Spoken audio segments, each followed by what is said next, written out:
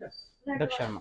हाँ जी, इससे वैसे तो रूटीन के अंदर प्रॉब्लम ये आ रही है हमको कि एक जैसे कोई कस्टमर आता है अचानक से, वो कहता है हमारे पास कैश नहीं है या फिर पेमेंट हम कैसे करें, तो उनको सुविधा देनी पड़ती है इंटरनेट की, कोई और वाईफाई वगैरह साइबर वगैरह जो भी होती है देनी पड़ती है। बाकी उनको भी प्रॉब्लम हो रही है, वो कह रहे नेट नहीं चल रहे, करें क्या, टाइम पास नहीं हो रहा।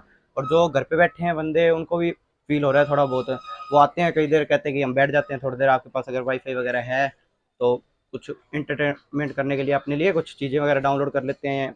बाकी वैसे हमें भी ऐसी दिक्कत है, घर पे बैठे रहते हैं, बोर हो जाते हैं, टीवी देख लेते हैं, इंटरनेट होता थोड़ी बहुत, न्यूज़ वगैरह देख लेते हैं, यहाँ पे बैठे बैठे शॉप पे देख नहीं पाते। और भी प्रॉब्लम्स जैसे अपने घर पे जो मान ले बैठे हैं, घर पे मम्मी हो गए, पापा हो गए, वो बैठे बैठे वो भी बोर हो रहे हैं, कहते हैं कि इंटरनेट नहीं चल रहा, कब तक चलेगा। सुविधा असुविधा तो हम सबको हो रही है उस चीज़ से।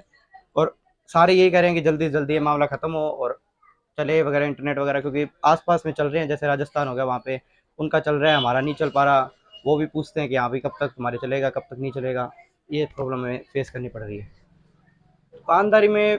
ज़्यादातर से रूटीन में इतनी प्रॉब्लम नहीं है, पर हाँ थोड़ी बहुत जैसे आ रही है कि कस्टमर को आता है, कस्टमर कम ही आ रहे हैं वैसे तो। इतना कोई को मैसेज वगैरह, कोई फोटो वगैरह हमें मंगवानी हो, जैसे कोई किसी को कोई चीज़ पसंद हो तो वो नहीं दिखा पा रहे हमको फोटोज़ वगैरह।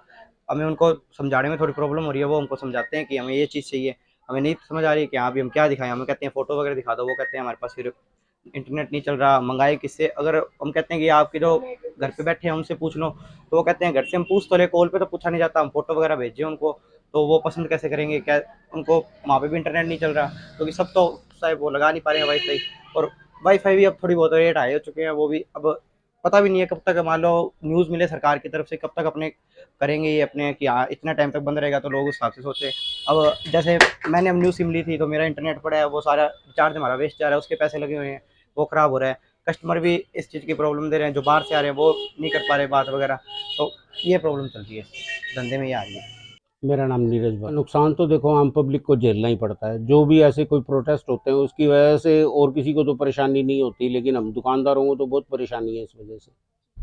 नेट की दिक्कत बहुत बड़ी मेजर प्रॉब्लम है, ये आदमी का बिजनेस इसके ऊपर बहुत डिपेंड करता है आज के टाइम में।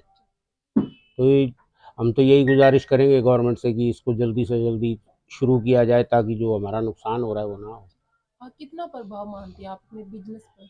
सारा ही प्रभाव पड़ता है जी, आजकल सारा ऑनलाइन पोर्टल है, कोई कस्टमर है, किसी को कोई चीज़ चाहिए, कोई रिक्वायरमेंट है, वो हमें व्हाट्सएप करता है और करता है, तो हम चीज़ें उनको दिखाते हैं या भेज सकते हैं, तो वो चीज़ें सारी रुकी हुई हैं।